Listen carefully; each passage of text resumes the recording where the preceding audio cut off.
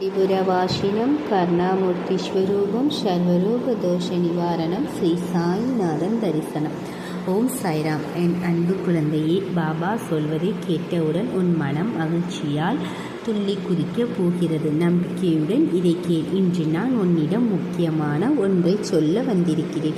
நீ இதை கண்டிப்பாக கேட்க வேண்டும் குழந்தையே. வரும் நாட்களில் உன் மனம் மிகவும் அமைதியாகவும் சந்தோஷமாகவும் இருக்கும். நீ ஒரு மகிழ்ச்சியான வாழ்க்கையை அனுபவிக்கப் போகிறாய். இப்போது நீ அமைதியாக இருக்க ஒரு நல்ல நேரம் வந்துவிட்டது. உன் முயற்சியை எடுத்துக்கொள். மற்ற அனைத்தும் தானாகவே நடக்கும். இதுவரை நீ எதிர்கொண்டது எல்லா தோல்விகளும் கஷ்டங்களும் நீங்கி மகிழ்ச்சி மட்டுமே உன் வாழ்க்கையில் வரும். தைரியமாக இரு. உன் ஒவ்வொரு நொடியையும் கண்ணிமைப்பது போல நான் பாதுகாப்பேன். நான் ஏன் இப்போதும் உன்னிடம் வந்திருக்கிறேன் தெரியுமா? உன்னை சுற்றியுள்ள அனைவரும் உன் கஷ்டங்களை போக்க உன்னை துன்புறுத்துகிறார்கள் என்று நினைத்து கவலைப்படாதே.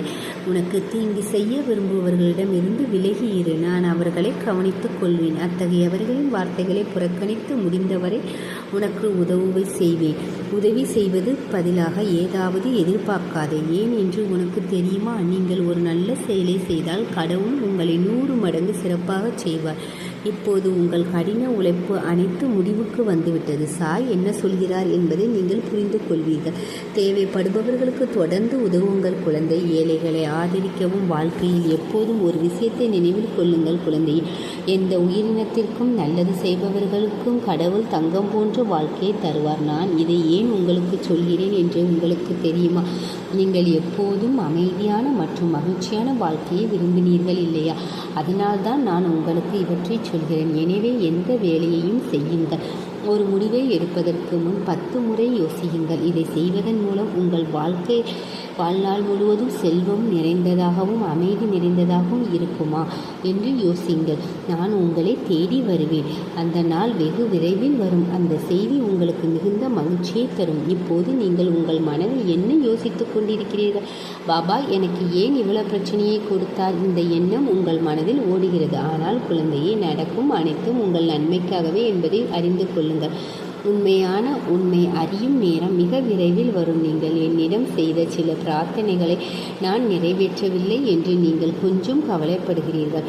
இது போன்ற நேரங்களில் நான் உன்னை கவனித்துக் கொள்வேன். நான் உனக்கு ஒரு நல்ல எதிர்காலத்தை தருவேன். நான் உனக்கு ஒரு தந்தையைப் போல ஆகி உன் எல்லா தேவைகளையும் கவனித்துக் கொள்வேன். ஒருபோதும் எதிர்மறையாக நினைக்காதே என் குழந்தையை. இனிமேல் நடக்கும் அனைத்தும் உன் நல்ல வாழ்க்கைக்காகவே என்பதை உணர்ந்து கொள். உன் கர்ம பாவங்கள் அனைத்தும் நீங்கிவிட்டன. இனிமேல் உன் மனதில் எந்த சந்தேகமும் வேண்டாம். நீ எல்லாவற்றிலும் வெற்றி பெறுவாய். உனக்கு நல்ல காலம் வரும் என்று நான் உனக்கு சொல்கிறேன். இது உனக்கு நடக்கும். அது அப்படித்தான். நீ எதிர்பார்க்காத அதிர்ஷ்டம் உன்னை தேடி வரப்போகிறது. நீ விரும்பும் நல்ல செய்தியை கேட்டு மகிழ்ச்சியாக இரு. உனக்கு ஒரு பிரச்சனை வரும்போது பயப்படாதே. அதற்கு ஒரு தீர்வு இருக்கிறது என் குழந்தையே. அப்பா, உன் சாயப்பா தான் உனக்கு அந்த தீர்வை வழங்குவார் என்று உறுதியாக நம்பு. நான் நிச்சயமாக உனக்கு சரியான பாதையை காண்பிப்பேன். ஆனால் அது என் காரணமாக இல்லை என்று பயப்படாதே. குழந்தையே, மரக்கன்றுகளுக்கு தண்ணீர் பாய்ச்சுபவர்கள் தண்ணீர் பாய்ச்சுவதில்லையா? அதேபோல் கடவுள் உனக்கு ஒரு பிரச்சனையை கொடுத்தார். அந்த கடவுள் உனக்கும் ஒரு தீர்வை தருவார். எதையும் தைரியத்துடன் எதிர்கொள். உன் மனதை தைரியத்தால் நிரப்பு. எல்லாம் சரியாகிவிடும் குழந்தையே. உன் இலக்கை அடையும் வரை ஓடிக்கொண்டே இரு. எல்லோரும் உன்னை புகழ்ந்து பேசும் வரை ஓடு. நீ நிச்சயமாக உன் இலக்கை அடைவாய். நீ சாய் சொன்னது உனக்கு புரிகிறதா இல்லையா? நீ புரிந்து கொண்டால் உன் வாழ்க்கையை அமைதியாக தொடரு. எதற்கும் பயப்படாதே, சோகப்படாதே. நான் இங்கே இருக்கிறேன் என்று சொன்னேன். உறுதியான உன் முயற்சியை எடு. நான் உன்னிடம் சொன்னேன் அல்லவா குழந்தை, நாளை காலைக்குள் நல்ல செய்தியை கேட்பாய். நீங்கள் அவருடைய அடிச்சுவடுகளில் அடியெடுத்து வைக்கும் வரை, உங்களை சரியான பாதையில் வழிநடத்தும் வரை, உங்களை அனைவரிடையுமே உயர்ந்த நிலையில் நிற்கும் வரை இந்த தந்தை உங்களுடன் இருப்பார். அவர் எங்கும் செல்ல மாட்டார். நீங்கள் என்னை பார்க்காததால் நான் உங்களுடன் இல்லை என்று நீங்கள் நினைக்காதீர்கள். நான் யார் என் மூலம் அனுப்பினாலும் எனது செய்திகள் எப்போதும் உங்களை சென்றடையும். இனிமேல் நீங்கள் எப்போதும் மகிழ்ச்சியாக இருப்பீர்கள் என்று இந்த தந்தைக்கு வாக்குறுதி கொடுங்கள். இந்த தந்தையை நீங்கள் முழுமையாக நம்பினால் நாளை முதல் எதற்கும் பயப்பட வேண்டாம், எதற்கும் வருத்தப்பட வேண்டாம் என் குழந்தையே. உங்கள் வாழ்க்கை சிறப்பாக இருக்கும். எண்ணற்ற செல்வம், மகிழ்ச்சி மற்றும் உங்கள் வாழ்க்கையில் சந்தோஷம் இருக்கும். இந்த தந்தை உங்களுக்கு வைத்திருப்பது இதுதான். நீங்கள் கொடுக்கும் வாக்குறுதி நிச்சயமாக நிறைவேறும் என்று பாபா கூறுகிறார்.